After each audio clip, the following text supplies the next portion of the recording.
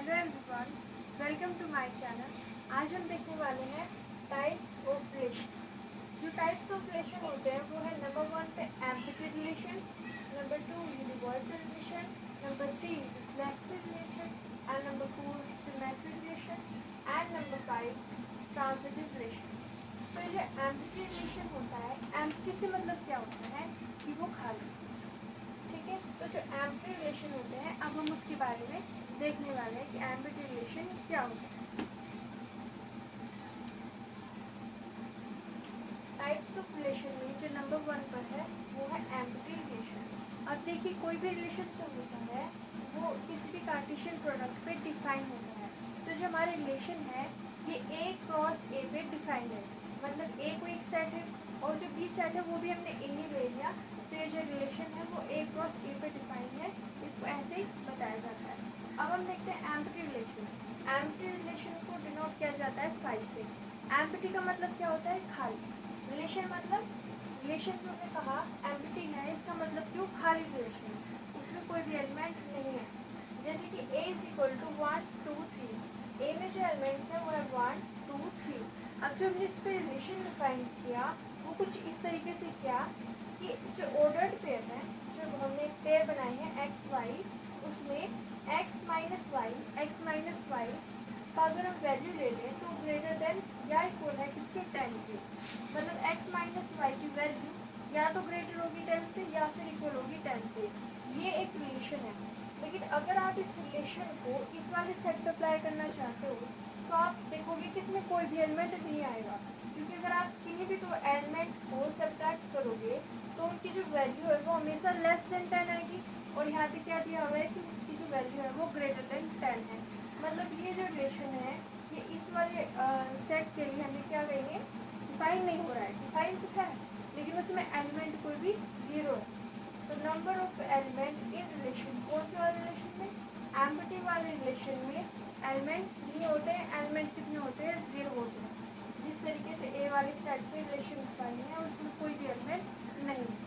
Okay, सो जो next type है वो है यूनिवर्सल रिलेशन।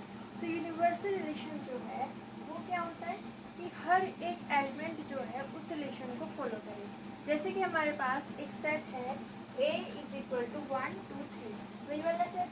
अब यहाँ पे हमने रिलेशन क्या कहा? एक्स माइनस वाई का जो मोड है वो ग्रेटर देन और इक्वल टू है 0 के। मतलब x माइनस वाई की अगर हम वैल्यू लें तो या तो ग्रेटर होगी 0 से या फिर क्या होगी? इक्वल होगी 0 की। अब देखिए यहाँ पे हर एक एलिमेंट में आप चेक कीजिए कि अगर हम किसी भी दो एलिमेंट को सब्ट्रैक्ट करके देखें तो जो वैल्यू आ रही है वो या ग्रेटर है या इक्वल है 0 की। जैसे कि अगर हम देखें 1 माइनस 2 करें तो 1 माइनस 2 हो जाएगा -1, बट इसका क्या चाहिए? मोड चाहिए, इसकी वैल्यू चाहिए। तो बोथ साइड मोड लगा देते हैं और ये क्या वैल्यू आएगी? 1। और 1 जो होता है वो ग्रेटर देन और इक्वल टू होता है 0 के। 1 इज ग्रेटर देन 0। तो यहाँ पे ये दोनों एलिमेंट्स इस कंडीशन को फॉलो कर रहे हैं। इस तरीके से 2 माइनस 3 -1 और -1 का मोड अगर हम करेंगे तो वो ग्रेटर देन 0 होगा। इसी तरीके से अगर हम हर एक एलिमेंट के लिए इसको चेक करें तो ये जो रिलेशन है वो हर एक एलिमेंट के लिए ट्रू हो रहा है।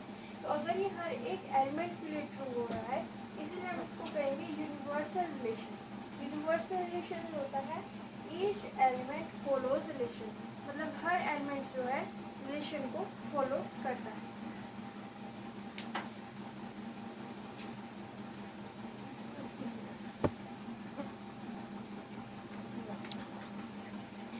सो जो नेक्स्ट टाइप है वो है रिफ्लेक्सिव रिलेशन। अब हमारे पास कोई सेट है 1 2 3। यहाँ पे रिफ्लेक्सिव रिलेशन में क्या होता है? हमारे पास कोई रिलेशन है एक्स वाई, इसमें पेयर है। अगर एक्स इक्वल हो जाए वाई के, X is equal to Y, तो हम क्या कहेंगे कि जो रिलेशन है वो रिफ्लेक्सिव होता है। मतलब हर एक एलिमेंट के लिए X is equal to Y होना चाहिए। जैसे आर इज इक्वल टू, यहाँ पे 1 2 3 एलिमेंट्स हैं तो हर एक एलिमेंट का डबल जिस तरीके से होता है उस तरीके से होना चाहिए। जैसे 1 तो 1,1 होगा, 2 2,2 होगा, 3 तो 3,3 होगा। मतलब हर एक एलिमेंट का डबल यहाँ पे होना चाहिए। चाहिए, जैसे 1,1, 2,2, 3,3। अगर एक भी एलिमेंट का डबल यहाँ पे नहीं मिलता है तो वो रिफ्लेक्सिव रिलेशन नहीं होता है। लेकिन अगर इन डबल्स के अलावा अगर कुछ और एलिमेंट्स आ जाते हैं तब भी वो रिलेशन जो होता है रिफ्लेक्सिव होता है। उसमें जो कंडीशन है, जो मेन कंडीशन है वो है कि हर एक एलिमेंट का यहाँ पे हमको डबल मिलना चाहिए। इसके अलावा जो एक्स्ट्रा टर्म है अगर वो है तो कोई प्रॉब्लम नहीं है, वो हमारा रिलेशन जो है रिफ्लेक्सिव रिलेशन होता है। मतलब और ए टाइप के एलिमेंट्स हमारे जो रिलेशन है उसमें होने चाहिए। ए टाइप के एलिमेंट्स हर एक एलिमेंट्स को फॉलो करने चाहिए, जैसे 1 तो 1,1, 2 तो 2,2, 3 तो 3,3। एक्स्ट्रा से कोई फर्क नहीं पड़ता है, ये नेसेसरी कंडीशन होती है। नेक्स्ट टाइप है सिमेट्रिक रिलेशन। सिमेट्रिक से हमें पता चलता है किसमें सिमेट्री बन रही है। किस तरीके से रिलेशन में सिमेट्री बन रही है, A = 1 2 3 ये हमारा सेट है। अब यहाँ पे रिलेशन जो है एक्स वाई है और एक्स वाई में यहाँ पे हमारे पास कंडीशन क्या है कि अगर ए भी एलिमेंट आर में है तो बी ए भी हमारे रिलेशन में होना चाहिए। मतलब अगर हमारे पास 1 2 3 ये वाले 1,1 2,2 3,3 और अगर 1,2 रिलेशन में है तो 2,1 भी रिलेशन में होना चाहिए। जिस तरीके से अगर हम इसको बना के देखें तो 1,1 रिलेशन में है, उसका उल्टा अगर हम करेंगे तो हो जाएगा 1,1 तो ये रिलेशन में है। 1,2 है तो उसका उल्टा 2,1 है। 3,3 है तो उसका उल्टा 3,3 हमारे रिलेशन में है। मतलब कंडीशन ये होती है ए भी अगर सेट में है तो बी सेट में हो जाए तो उस रिलेशन को हम कहते हैं सिमेट्रिक रिलेशन। तो ये होता है हमारा सिमेट्रिक रिलेशन। सो दोबारा ध्यान से देखें, सिमेट्रिक रिलेशन में जो हमने कहा कि सिमेट्रिक रिलेशन में अगर एक्स वाई हमारे रिलेशन में है तो उसका उल्टा वाई एक्स हमारे रिलेशन में होना चाहिए। जैसे 1 2 3 एलिमेंट्स है तो इनमें ये जो होता है ये फ्लेक्सिबल कंडीशन है। अगर ये हमारे सिमेट्रिक रिलेशन में आ रही है तो कोई प्रॉब्लम नहीं है। बट उसके अलावा अगर कुछ है जैसे 1,2 है तो 2,1 हमारे एलिमेंट में हमारे रिलेशन में होना चाहिए। यहाँ पे एक्स वाई है तो वाई एक्स होना चाहिए। यहाँ पे करेक्ट कीजिए, एक्स वाई अगर एलिमेंट में रिलेशन में है तो वाई एक्स भी हमारे रिलेशन में होना चाहिए। तो है ट्रांजिटिव रिलेशन। ट्रांजिटिव रिलेशन में क्या कहता है कि अगर हमारे रिलेशन में ए बी प्रेजेंट है, बी सी प्रेजेंट है तो ए सी प्रेजेंट होना चाहिए।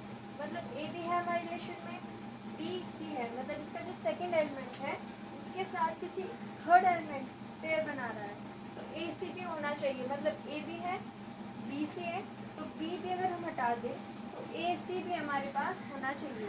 जो होता है ट्रांजिटिव, जैसे 1 2 3 ये हमारे सेट में है, ए भी है बी सी है तो ए सी होना चाहिए।